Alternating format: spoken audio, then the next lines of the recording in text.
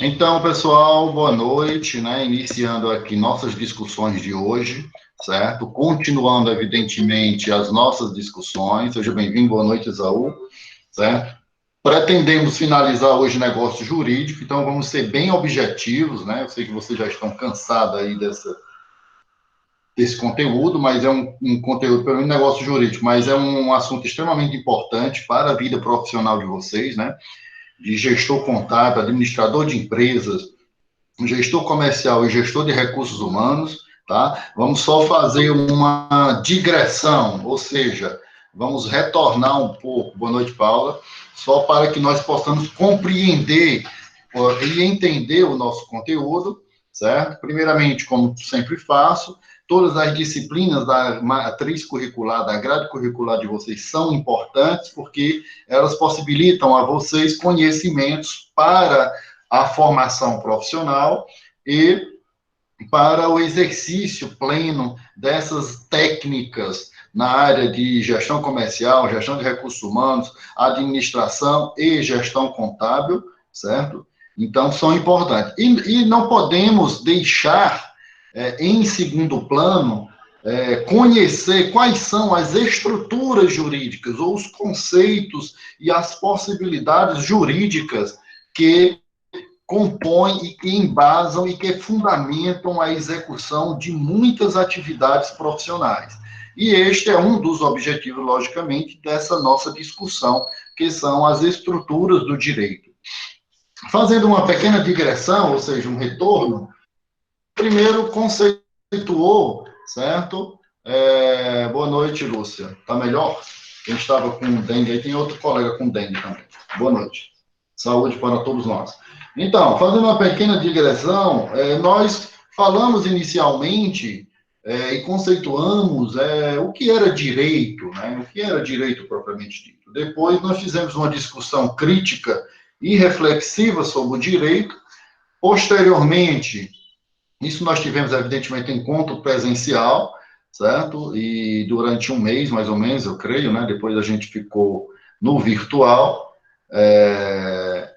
Nós analisamos depois que todas as decisões e jurídicas, elas partem de uma fonte, certo? Ela tem um nascedor, e por isso nós estudamos e analisamos as fontes do direito, certo? Fizemos uma contextualização e aprofundamos todas uma grande possibilidade de fontes do direito. Vimos algo extremamente importante, que foram as relações de poder como fontes do direito, e aí analisamos uma série de autores, dentre eles Foucault, que a colega Lúcia gosta muito, né? Depois a gente viu que é importante que a gente compreenda que esta norma, ela tem uma força. E para que esta norma, esta lei tenha uma força, nós estudamos a validade, a vigência e a eficácia da lei. Tudo isso está gravado lá no Unileão Digital, pessoal. Então, nós analisamos a validade, a vigência e a eficácia da lei. Posteriormente, a gente foi para a aplicação da lei e alguns institutos vinculados a essa aplicação da lei. Ato jurídico perfeito, direito adquirido, coisa julgada, a questão da repristinação, certo? Então, veja bem, pessoal, é muito importante nós compreendermos, e eu fiz a mesma, e faço sempre isso lá em direito tributário, quem for me pegar em sala de aula na disciplina de direito tributário, vai ser ótimo, né? Vai ser ótimo. Nós vamos discutir muito, conversar muito, certo? Pessoal de ciências contábeis, logicamente, né? Então, veja bem, nós analisamos o conceito, né? Fundante, certo? Fizemos uma discussão sobre esse conceito jurídico, né? Vimos que esse conceito jurídico ele tem fontes que fundamentam, então fontes, certo? Analisamos as relações da sociedade de poder, aí partimos para um outro patamar que foi a questão da validade normativa, da vigência e da eficácia dessa norma, certo? A sua estrutura fundante também, certo? Da sua própria existência. Depois, partimos para a aplicação dessa norma, entendendo quando é possível aplicar essa norma, certo? Boa noite, Vanilda. Depois, nós fomos e analisamos institutos relativos ou em volta da aplicação da norma e suas consequências, que foram os institutos do ato jurídico perfeito, direito adquirido, da coisa julgada, e também uma questão voltada para a repristinação, que não existe no direito brasileiro, certo? Posteriormente, a gente viu que faltava complementar o quê? Analisar a interpretação dessa norma. E aí a gente veio para a interpretação declarativa, restritiva, extensiva, certo? Com todo esse embasamento de conhecimento, a gente foi e montou uma empresa. Opa, agora que nós temos esses conhecimentos básicos, nós vamos institucionalizar uma empresa. Para isso, nós analisamos o conceito de organização empresarial, pessoa jurídica, pessoa física, personalidade jurídica. Quando é que ocorre a personalidade jurídica? Com a inscrição, né, devida, sociedade empresarial, junta comercial, sociedade simples, cartório de registro imóvel, certo? Analisamos o conceito de sociedade empresarial, vimos o conceito de empresário e empresa dentro do direito empresarial, e aí a gente analisou as características das possibilidades de sociedade, certo? Quando nós analisamos... boa noite, Zé. Quando nós analisamos... só aceitar aqui. Boa noite, Pedro Igor. Quando nós analisamos só um minutinho. Excelente, obrigado, Lúcio. Quando nós analisamos as características das sociedades personificadas e despersonificadas, certo? Também analisamos, claro, essas características e aprofundamos um pouco mais no que diz respeito às sociedades empresariais. Então, a gente criou a empresa e quando a gente analisou os conceitos jurídicos básicos, né, e necessários, fomos para o contexto empresarial, em tese, ficticiamente, nós conhecemos as características e de como se criar uma empresa propriamente dita, que foram as questões voltadas para a organização empresarial, certo? Que foi isso que nós analisamos, certo? E agora nós estamos discutindo como é que se dá essa relação empresarial com terceiros. Ora, nós estamos agora discutindo a questão voltada para os negócios jurídicos, certo? Com toda certeza vocês perceberam que há uma logicidade, uma lógica em tudo aquilo que a gente vem discutindo desde o início. E eu gosto de fazer esse retrospecto exatamente para nós compreendermos onde nós estamos, certo? Onde nós estamos. E aí, agora a gente está nos negócios jurídicos. Como formais, como criar, que elementos nós temos dos negócios jurídicos, propriamente ditos, certo?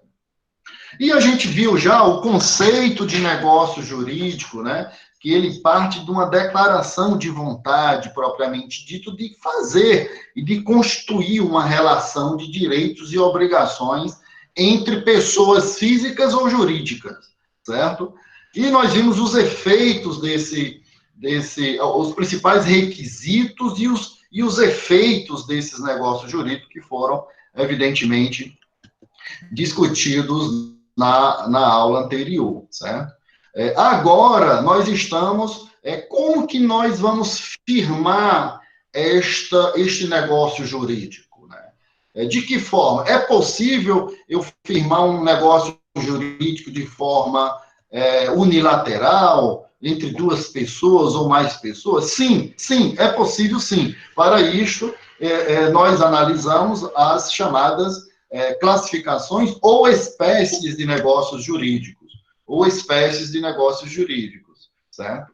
E nós começamos a discutir na aula anterior, boa noite a todos que entraram depois, nós começamos a discutir na aula anterior, dentro dessa classificação e dessa espécie de negócio jurídico, o primeiro dele que foi o negócio. É possível nós termos uma possível negociata unilateral, né? Unilateral? Sim, sim. E quando é que isso ocorre? Quando há uma declaração de vontade somente de uma das partes, sem vincular ainda a terceira pessoa, ou a segunda pessoa, no caso, né?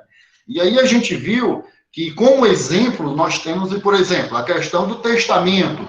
Logicamente que um negócio jurídico de direito privado, a regra quase sempre, pessoal, é de ter de duas ou mais pessoas, logicamente, um negócio, uma compra e venda, por exemplo, certo? De tudo aquilo que nós estamos trabalhando aí, vocês, nas empresas de vocês executam venda e compra, compra e venda. Então, isso são relações bilaterais, certo? Mas a gente traz para vocês que a doutrina, ou seja, os estudiosos do direito, evidentemente, e dos negócios jurídicos, nos traz a possibilidade de um negócio unilateral. E aí, um dos exemplos clássicos é a questão do testamento, tá? E aí, esse testamento, ele tem duas possibilidades. Ele pode ser o chamado receptício, ou seja, quando quem recebe o efeito, né, ele sabe a intenção, a vontade dessa pessoa que está fazendo o testamento, né? Então, ele sabe exatamente que você vai deixar o patrimônio para ele, né? E temos a possibilidade também do negócio unilateral não receptício, ou seja, quando a pessoa que está no outro lado, que vai receber aquele direito ou uma possível encargo, certo? Ele não sabe desse negócio jurídico, ele vai saber a posteriori, depois, certo? Então, é o chamado negócio não receptício. Então, é possível nós termos negócios unilaterais dentro dessas possibilidades, certo? O que é clássico, logicamente? São os negócios bilaterais, pessoal, certo? E o bilateral implica necessariamente numa declaração de vontade que une duas pessoas, propriamente dito, certo? Onde ambas as partes têm pleno conhecimento dos direitos e obrigações firmados, certo? Logicamente, firmados entre essas pessoas presentes, propriamente dito, né? Então, nós temos aí vários exemplos, né? Como compra e venda de imóvel, ou móvel, seja qual for. Então, nós temos essa relação bilateral, certo? Que é essa declaração de vontade entre ambas as partes. Eu gosto sempre de trazer para vocês que, e a gente viu dentre os efeitos dos negócios jurídicos, certo? Que a lei do negócio que tu está firmando, entre aspas, uma lei, eu estou dizendo no sentido não estrito da palavra, mas o que vincula, vamos dizer assim, o que vincula estas pessoas no âmbito bilateral, ou multilateral, plurilateral, é o contrato, certo? Se esse contrato foi firmado dentro de uma licitude, é lícito, certo? Se a lei não proíbe uma negociata, por exemplo, vou vender aqui a Lúcia por R$1.000 essa caneta, mas vou vender aqui para o José Bezerra por R$500. Não, a lei não proíbe essa negociata, certo? Não proíbe. E o que é que nós temos como princípio? É o chamado pacta sunt servanda, certo? O pacta sunt servanda. O que é isso aqui? É a mesma coisa que dizer que o que foi acordado deve ser cumprido. O que foi acordado deve ser cumprida. Eu entendo minha letra bonitinha, não sei por que vocês não entendem. deve ser cumprido. É a mesma coisa. Então, o que foi acordado deve ser cumprido. E se não foi cumprido, você vai empreender as ações judiciais competentes para obrigar a outra pessoa a cumprir o que foi acordado entre as partes, certo? Então, nós temos, claro, o negócio bilateral, certo? Quando a gente vem para o outro ponto, que são os negócios plurilaterais ou multilateral, logicamente, é quando nós temos mais de uma pessoa contratando direitos e obrigações, né? Claro que a gente está falando de forma abrangente, porque aí engloba, você pode firmar um contrato de compra e venda com você com várias pessoas, certo? Então é possível, é possível. E aí os exemplos são infinitos aí de negócios jurídicos que você pode realizar entre duas ou mais pessoas, que são os chamados contratos plurilaterais ou multilaterais, certo? Quanto a essa questão dos contratos, pessoal, é de fundamental importância que a gente entenda algumas outras particularidades, né? Porque nós temos a possibilidade de caracterizar esses negócios jurídicos, certo? Quanto à titularidade, certo? Como assim quanto à titularidade? São negócios jurídicos realizados entre pessoas vivas e após pessoas mortas. Olha só que coisa interessante, né? Ora, como assim? Como é possível nós termos isso? Logicamente que o contrato intervivos, ou o negócio jurídico intervivos, é o clássico, logicamente, que você realiza entre pessoas presentes, propriamente dito, né? Então, é celebrado e tem efeito durante a vida de ambas as partes, certo? Ou seja, como exemplo, nós temos aí qualquer negócio jurídico que você realiza contratualmente, as pessoas estão vivas, certo? De forma efetiva, então quanto à titularidade, um contrato chamado intervivos entre pessoas vivas, certo? No entanto, pessoal, olha só que coisa interessante, é possível nós termos, quanto a essa titularidade, contratos chamados mortis causa, ou seja, ele é formado pela declaração de uma das partes, porém com efeito apenas após a morte, né? Desde, claro, que a outra pessoa aceite, certo? Por exemplo, pessoal, sobre um negócio jurídico causa mortes, eu posso dizer que faço uma doação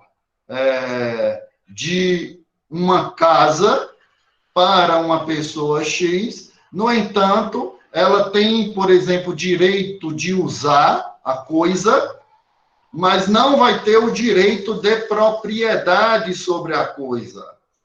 E esse direito de propriedade somente após a minha morte, certo?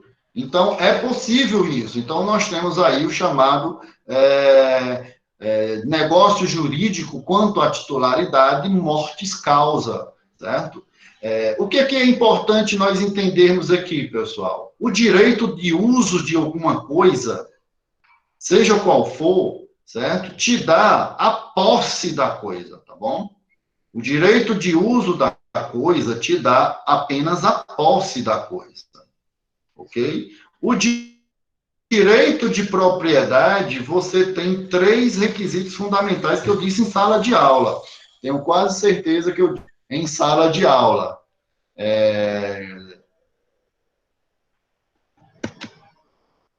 Por favor, possa fazer a pergunta, Lúcia, porque eu não vi aqui que estava passando. Deixa eu só dizer aqui. Então, você pode usar, gozar e dispor da coisa. Eu disse isso em sala de aula. Pode ter após a morte. Pergunte, Lúcia. Boa noite, professor. Boa noite, colegas. Boa noite. É o seguinte, tem um ex-prefeito aqui de Araripe que ele tinha muitas Eita, propriedades. mulher. Não, calma, eu não vou citar, não. E aí ele tinha muitas propriedades. Hã? Não, pode continuar. Você já citou, né? O ex-prefeito aí de Araripe. Vai embora. Não, calma, tudo bem. Continua. E aí ele tinha um casamento, a primeira esposa faleceu, ele teve filhos, teve o segundo casamento, teve filhos, e aí ele faleceu também e ficou uma briga na justiça pela herança, porque ninguém chegou a um acordo. Certo.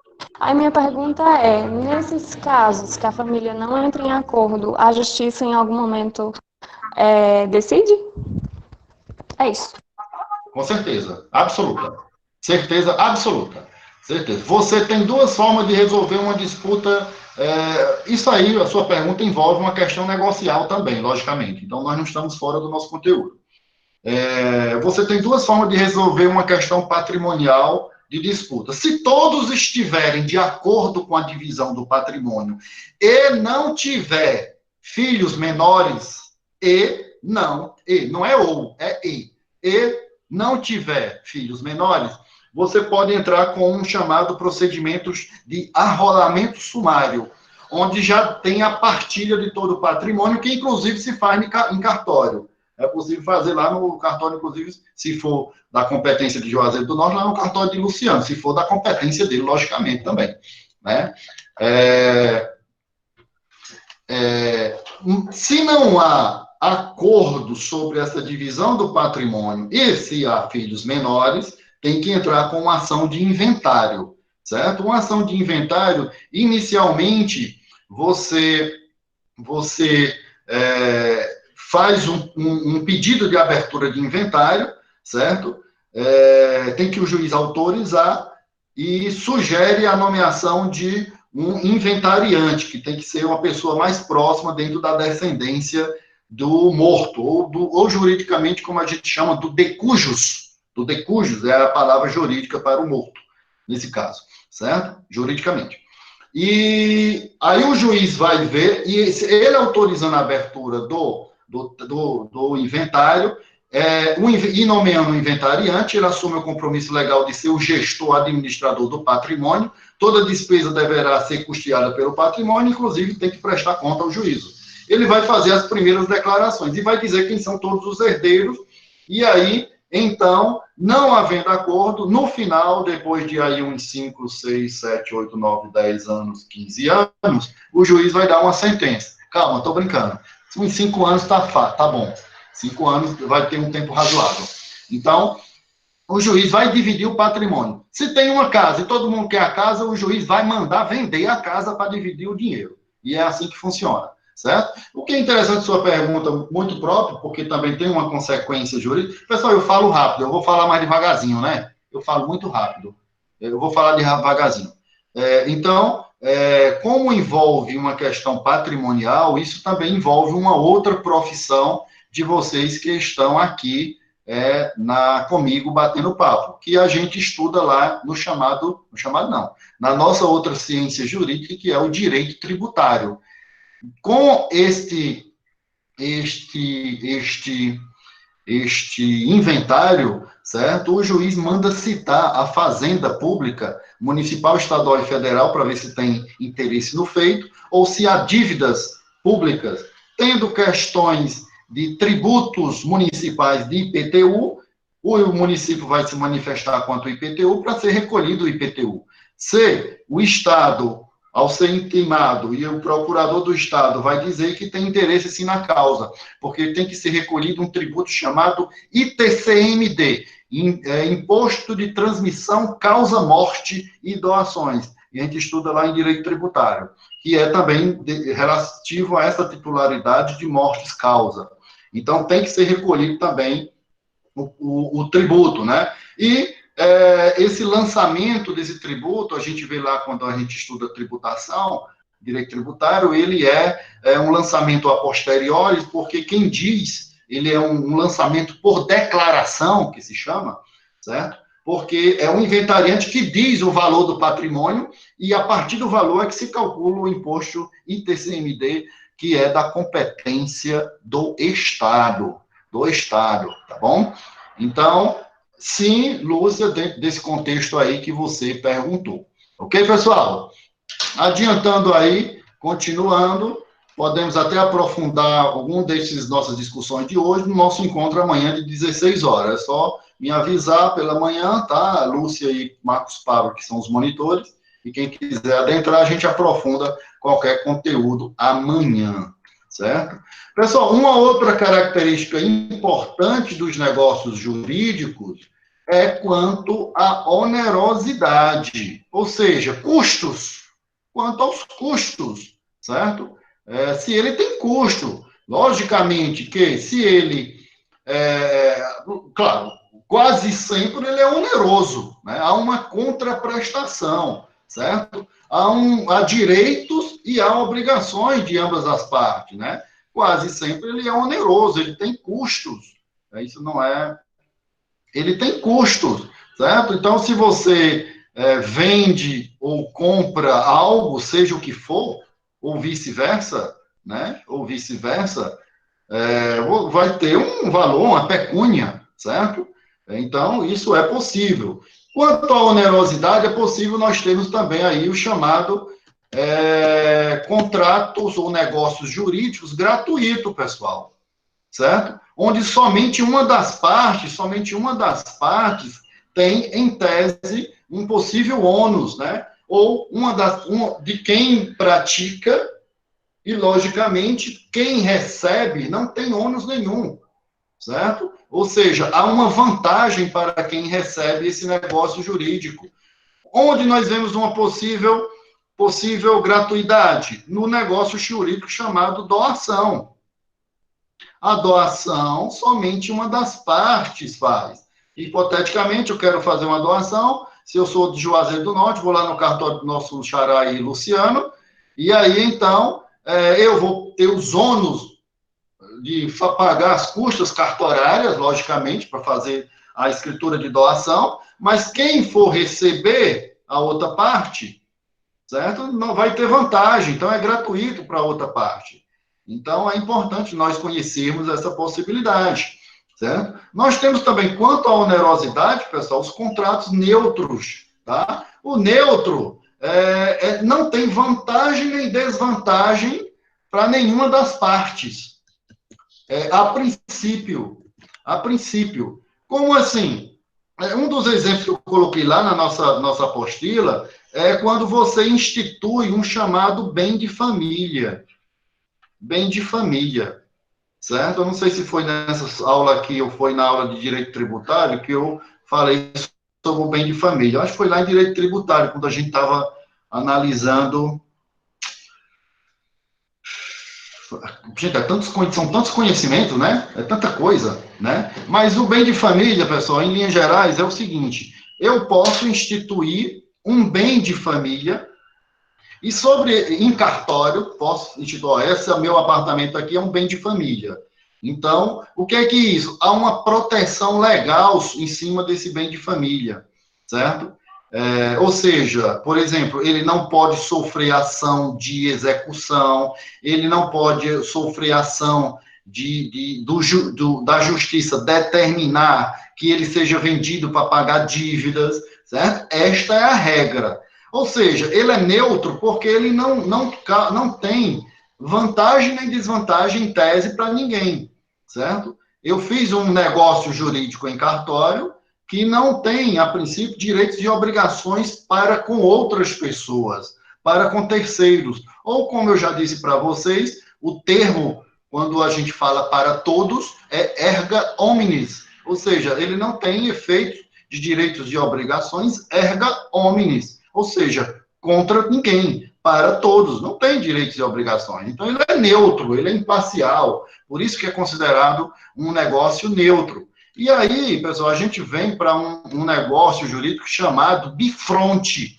É possível nós termos um negócio jurídico quanto a essa onerosidade bifronte, certo? E é um negócio que, a princípio, se inicia com custos oneroso, certo? E, no final, acaba gratuito, ou vice-versa, certo? Certo?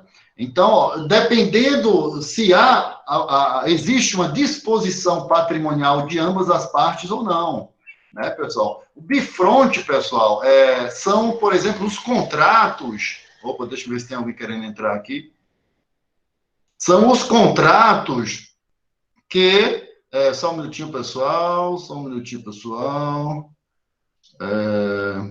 Bifronte são os contratos, pessoal, que podem ser onerosos ou gratuitos, segundo a vontade das partes, certo? Então, por exemplo, ele pode iniciar oneroso e no final ser gratuito, ou pode começar gratuito e no final ser oneroso, certo? Por exemplo, esse bem de família pode me explicar novamente, professor, porque a net aqui caiu. Ah, beleza. Então, vamos só voltar aqui, pessoal, bem rapidinho.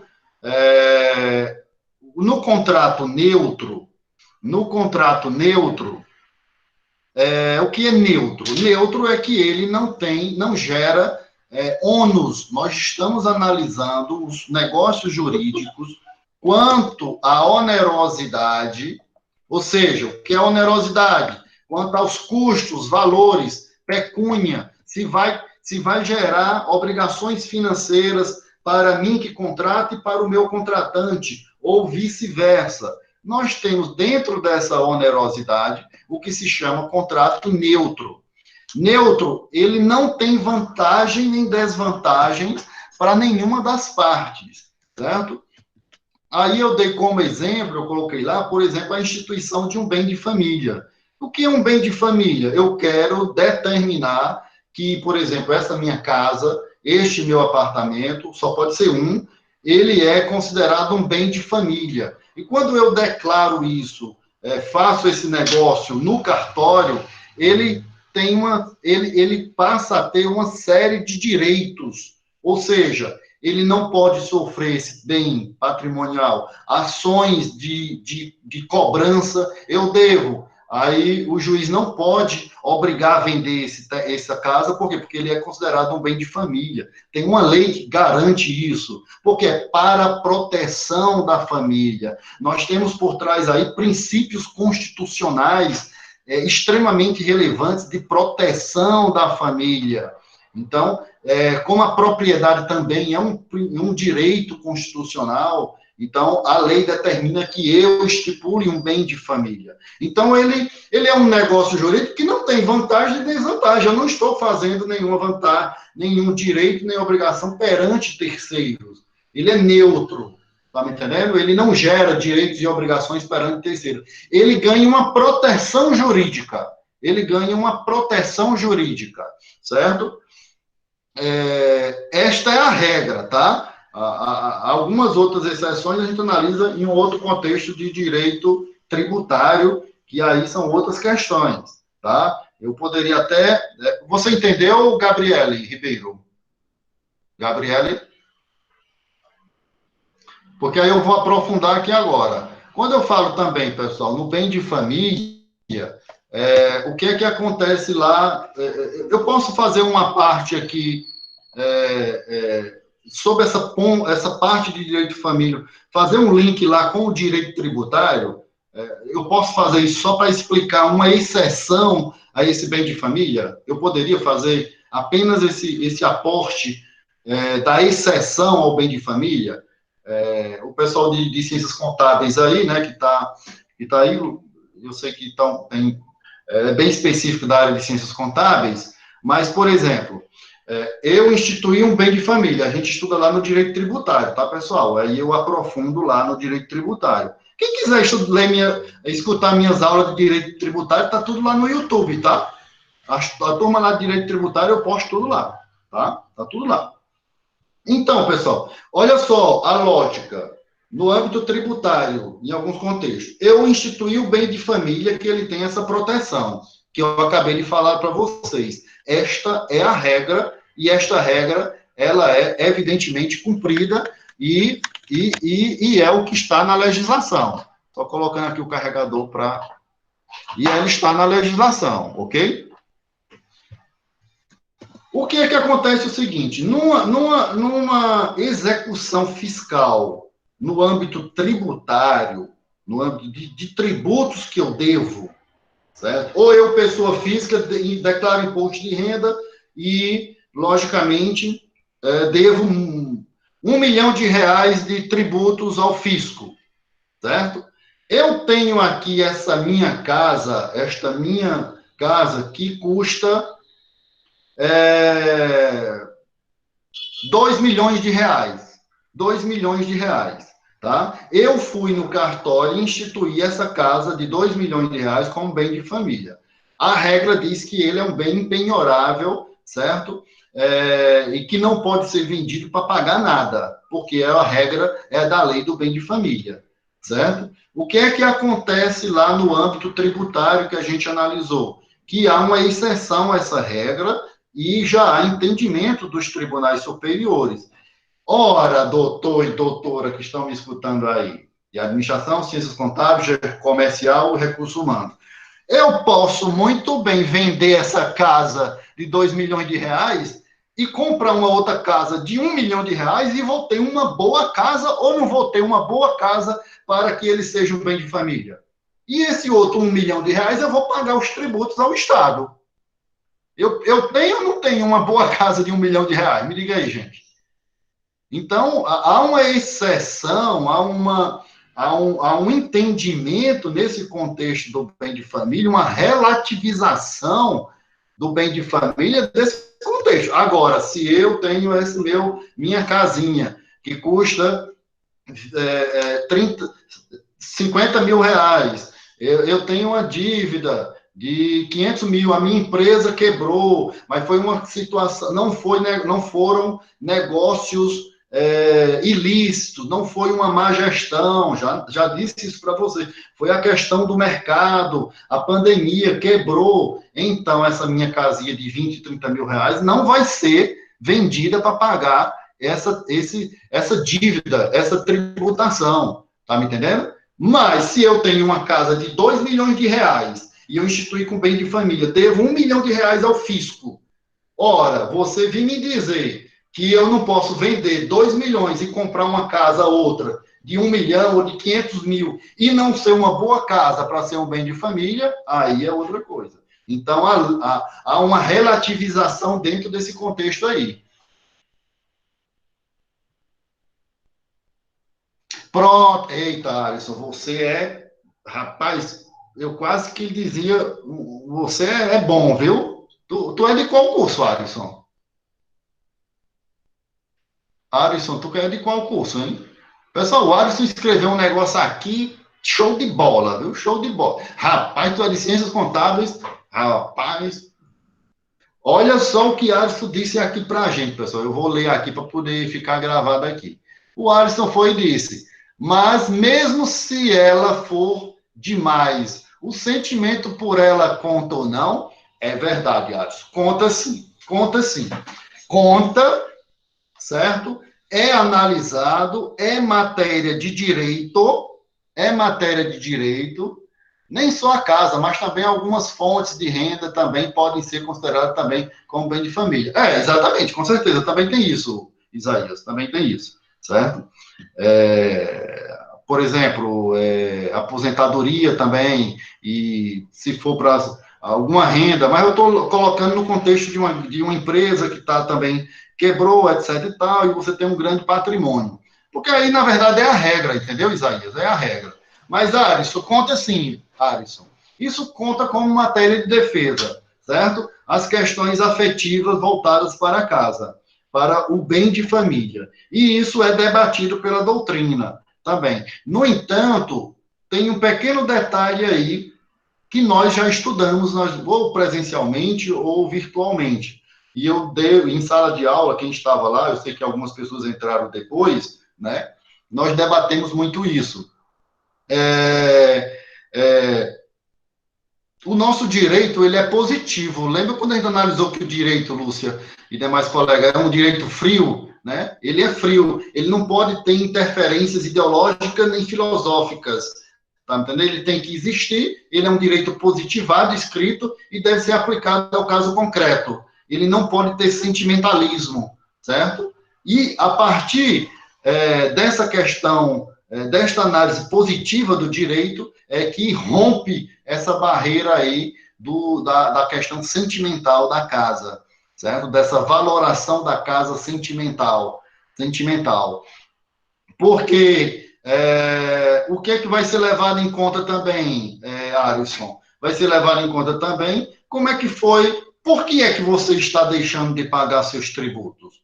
O que levou a não pagar os seus tributos, certo? Se for gestões fraudulentas, etc e tal, quer dizer que você tem sentimento pela casa e não pelo seu outro patrimônio, sua empresa, por exemplo, a qual você estava gerindo, entendeu? Então, assim, é uma discussão muito grande que é feita em cima disso aí, né? O Arce disse, eu vi isso porque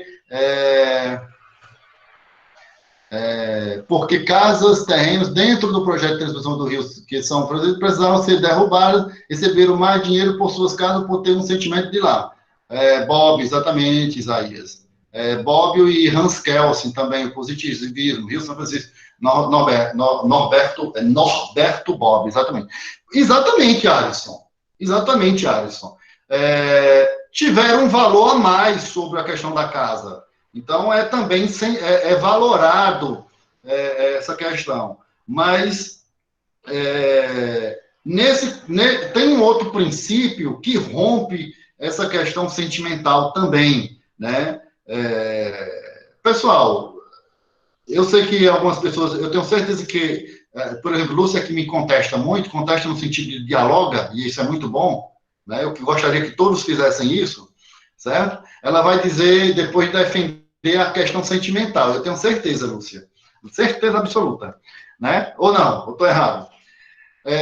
Mas eu entendo, Alisson, mas veja, tem um outro princípio por trás disso aí. Certo? Qual é o outro princípio? O outro princípio por trás disso aí, Alisson, e demais colegas, né? E Alisson, porque levantou aí a questão.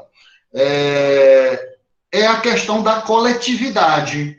O bem-estar, lembram quando eu disse que o bem-estar da coletividade é superior ao meu interesse individual? Certo? Então, por exemplo, no caso do Rio São Francisco, tem o interesse da coletividade.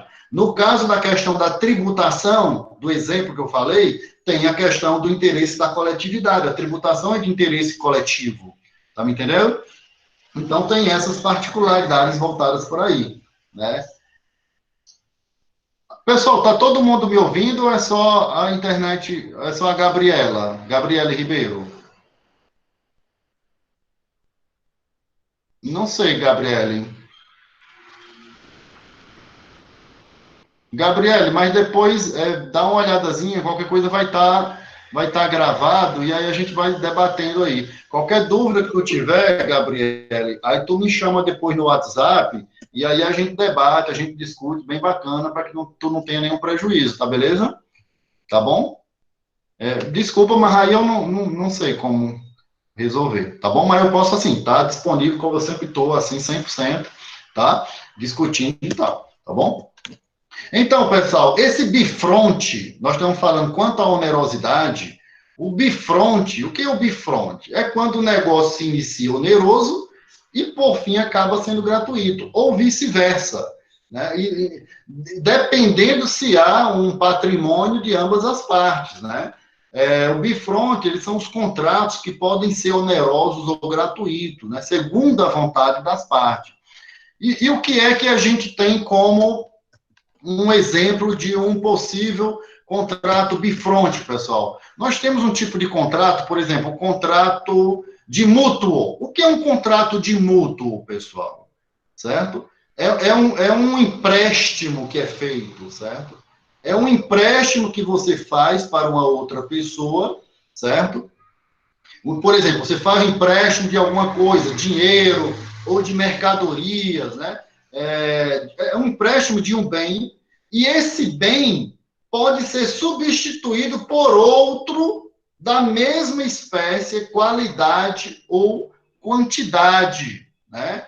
Por exemplo, então, ele tem, em tese, ele tem como exemplo esse bifronte, né? Ele pode ser oneroso ou gratuito, né?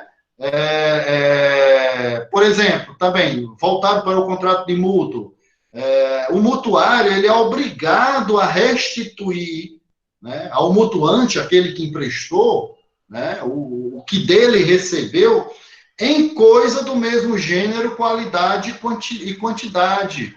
Então, ele pode ser oneroso ou gratuito para ambas as partes. Certo? É um exemplo que acaba sendo sim.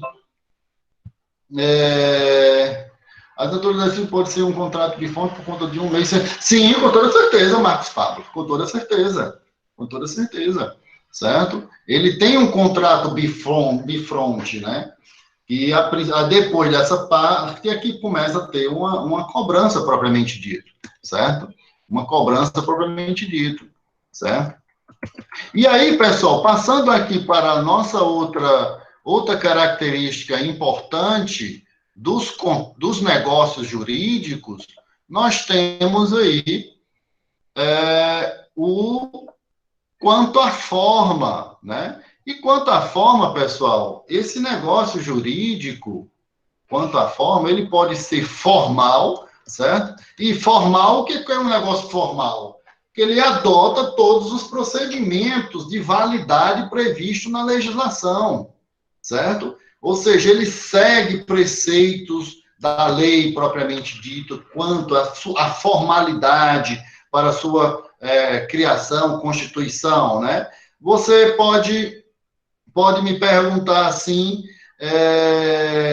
sim, mas como assim, pessoal? Um contrato quanto à forma que segue a legislação, certo? A lei, lá no direito civil, ele prevê na parte contratual que você deve cumprir alguns requisitos, alguns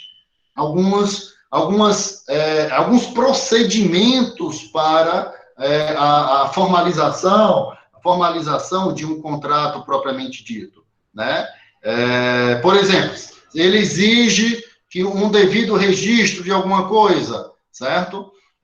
Por exemplo, também um negócio formal. Quando você vende pronto, perfeito. Venda de carro. Pronto, venda de carro. O que é que diz a lei? A lei diz que você deve fazer os devidos registros. Isto é uma formalidade no negócio jurídico. Tá me entendendo? Está previsto na legislação. Tá? Então, um exemplo bastante interessante aí, que me veio aqui agora, certo? Então, você segue um rito, um procedimento legal. Esta é quanto à forma formal. Informal, pessoal, ele cabe às partes estabelecer as regras. As partes é que estabelecem as regras, tá? E como assim? Como, por exemplo, eu vou vender essa caneta a um de vocês. Nós vamos estabelecer as regras de como será, a data da entrega para pessoa A é tal dia, mas eu vou fazer com a pessoa B tal dia, a data de pagamento que é X dia, mas a data de pagamento da pessoa B vai ser Y dia. Então, nós temos essa liberdade contratual, negocial, de estabelecer essas regras. Ele tem uma informalidade. Essa informalidade não quer dizer ilegalidade, não tem nada a ver com ilegalidade. É legal. Se a lei não proíbe, então eu posso fazer um negócio jurídico, tá? Sem nenhum problema. Ele tem essa informalidade. Com certeza vocês já estão pensando aí e vão me perguntar, e eu já vou dizer, quando a gente tem a questão do contrato escrito ou do contrato oral, né?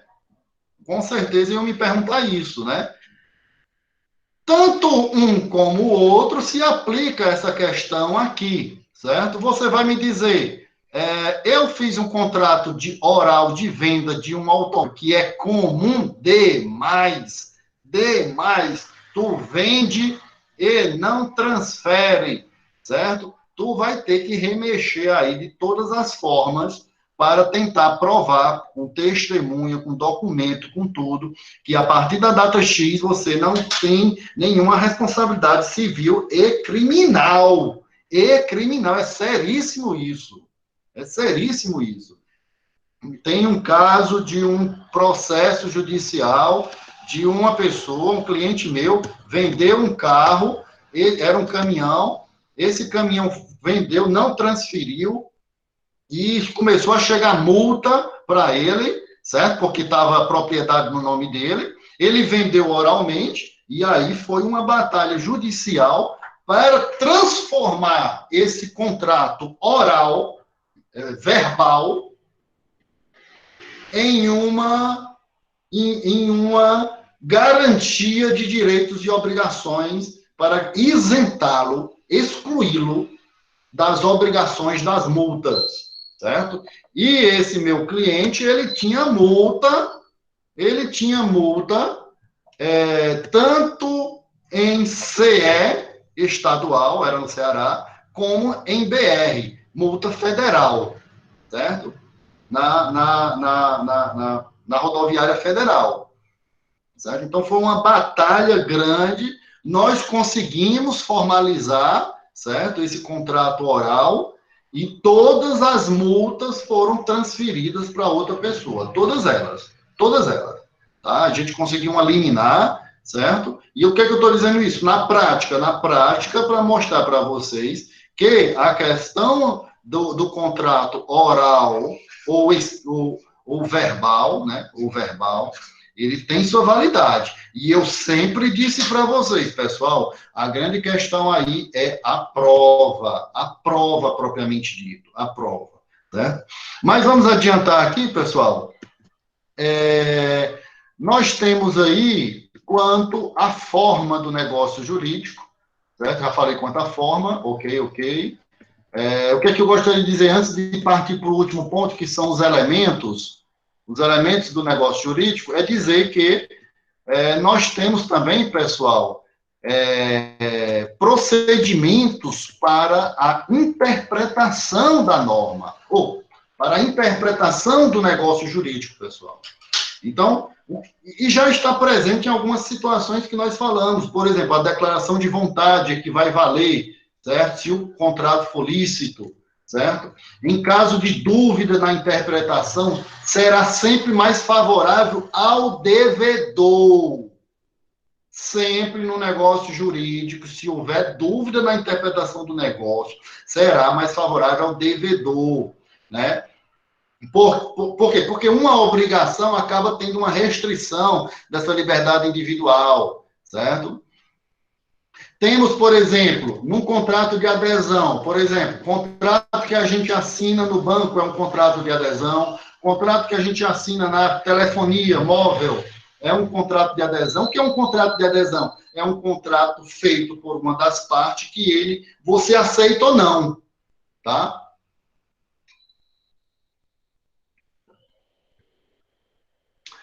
O Isaías pergunta aqui, por exemplo, e como fica a questão de que ninguém pode justificar o desconhecimento da norma? Em que ponto, Isaías, que tu está falando? Desse questão da interpretação ou em relativo ao ponto anterior da formalidade?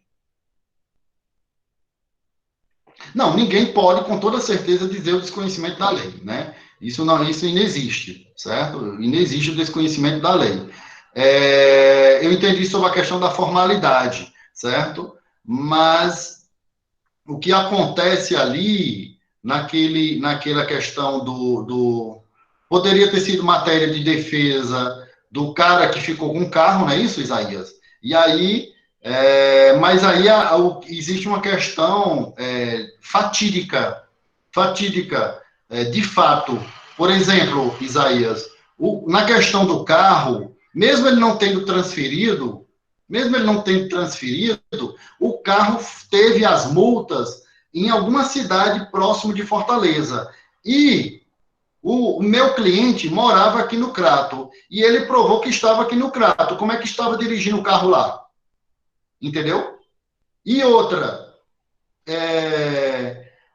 nas multas que chegaram para ele constava o nome do condutor do veículo, entendeu? Só que o condutor do veículo não deixou que a multa viesse para o meu cliente que estava como proprietário do veículo. Então, existem várias situações, mas a regra, com certeza, é que ninguém pode justificar o desconhecimento da norma, tá? Isso aí é regra, com toda certeza.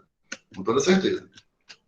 Então, pessoal, por exemplo, no contrato de adesão, contrato de telefonia, contrato de banco, são contratos de adesão. Ou você aceita ou você não faz o negócio, né? Só que a interpretação desse contrato sempre vai ser em benefício da outra parte, não da instituição que fez o contrato, né? Então, no análise do negócio jurídico, prevalece os interesses sociais, pessoal. Qualquer cláusula contraditória deve ser, olha só, qualquer cláusula do negócio contraditória, certo? Ou omissa, deve ser interpretada em conformidade com os costumes locais, certo? De forma a harmonizar o negócio jurídico, certo? Logicamente que está implícito no negócio, por exemplo, uma negociata voltada para isso aqui, está implícito uma cláusula de uso. Você vai comprar essa caneta para usar. Isso quer dizer que se você vai me devolver por alguma particularidade, isso quer dizer que vai estar usada, mas está implícita a cláusula de uso. Eu não posso alegar que, mas está usado. Calma aí, doutor. Certo? É igual você comprar roupa, né? Você possibilita que a pessoa leve a roupa, aí, e possibilita que ela devolva. Ora, aí tu vai ficar com a roupa de enfeite, né? Está implícito nesse negócio jurídico uma cláusula de uso, de usar a coisa. Pelo amor de Deus. A gente vê cada aberração aí nessas lojas que, pelo amor dos céus, né? Logicamente está implícito no negócio jurídico uma cláusula de uso, certo? As expressões que não são possíveis de entender devem ser consideradas não escritas, certo? O acordo negocial deve ser interpretado de forma como se fosse uma interpretação declarativa, de acordo com o que está lá no escrito propriamente dita, certo? E nós chegamos aí, pessoal, bem objetivamente, para a gente encerrar. Eu estou querendo encerrar esse conteúdo sobre negócio jurídico, pessoal, porque senão a gente vai ficar muito tempo só em negócio jurídico. É importante, sei disso, mas nós já estamos aí umas 2 aulas só dissecando esse conteúdo, né? E aí a gente chega ao último ponto, que são os elementos. Deixa eu pegar aqui o vermelhozinho. Os elementos, a escolha do vermelho é exclusivamente porque chama mais atenção. Os elementos do negócio jurídico. E aí a gente tem quais são os elementos do negócio jurídico. Nós podemos ter uma condição que você pode estabelecer no negócio jurídico, tá? Você pode estabelecer, ou seja, é uma cláusula que entre as partes, né, de plena vontade, né, que vai condicionar o efeito do negócio jurídico a um evento futuro, né, certo ou incerto, está lá no 121 do Código Civil de 2002, certo? Então, por exemplo, você pode colocar como condição, sei lá, eu vendo essa caneta, no entanto, se você praticar determinada ação social, por exemplo, você ganha ela de forma gratuita. Então, é uma condição. Então, você pode estabelecer uma série de condições para o negócio jurídico, então, estabelecido entre as partes. E por que isso é possível? Isto é possível, pessoal, porque é um contrato de direito privado entre 2 pessoas. Se a lei não proíbe ou não é ilícito, então é possível estabelecer uma condição para a realização desse negócio jurídico, certo? E temos também, pessoal, sobre ainda relativo aos elementos, o termo, ou seja, nós podemos estabelecer termos nesse negócio jurídico, Tá? E o que é um termo? Nós podemos também estabelecer um acontecimento futuro e certo sobre essa coisa, né? Sobre essa coisa que nós estamos querendo estabelecer, sobre esse negócio jurídico que nós estamos querendo estabelecer. Por exemplo, o que é um termo?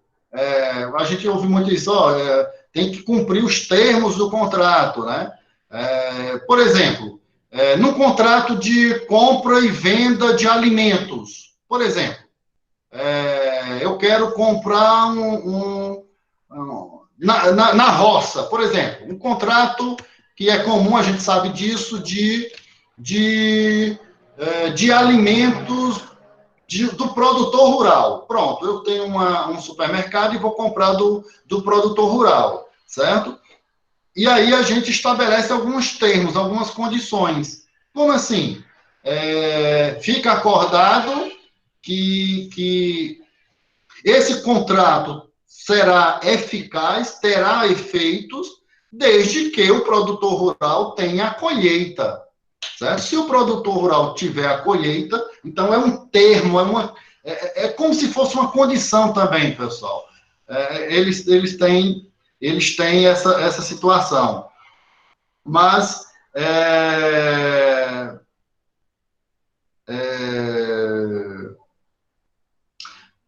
tem uma diferença básica aí entre a condição e o termo. Condição e o termo. A condição, ela vai se vincular a uma situação que seria, em tese, incerta, futura e incerta. Olha só, show de bola, pessoal. Pensando aqui, para que a gente compreenda a diferença entre condição e termo. A condição de um negócio jurídico, ela tem por base uma declaração de vontade onde se subordina a um negócio, ao efeito de um negócio jurídico, a um evento, a uma situação futura e incerta. Futura e incerta. Por exemplo, vamos dar um outro exemplo.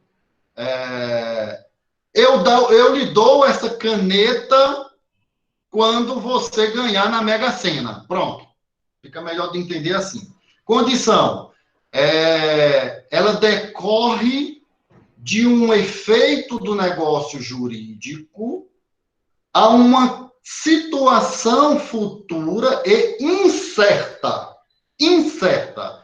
Por exemplo, eu lhe dou essa caneta se você ganhar na Mega Sena. O termo é uma declaração de vontade, certo?